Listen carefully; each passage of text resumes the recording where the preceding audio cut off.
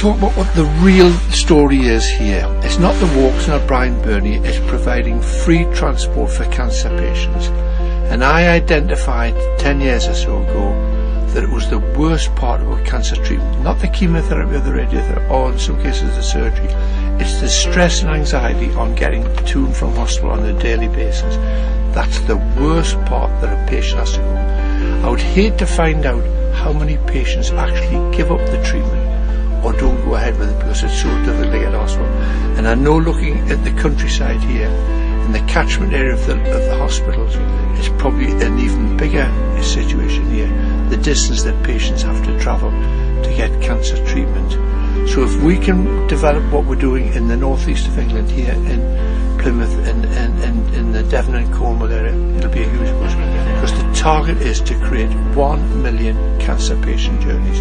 I didn't realise when I started off how important cancer patient transport is, because the fact that I didn't realise 10 years ago when we started this was the fact that a lot of patients that have cancer also live on their own. So you have two killer diseases, you have loneliness and you have cancer. And what it must be to go to bed on an evening and worry about how you're going to get to hospital the next day for your treatment, it must be horrendous.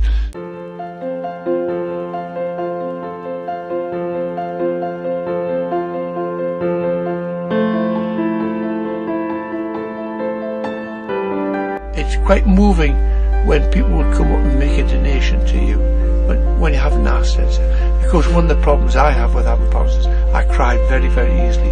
So it's quite sad when somebody's been very kind to you and it affects you to the point that you do shed a few tears. But and of course downstairs we've got volunteers who've travelled all the way down from Newcastle to be here on the 2nd anniversary.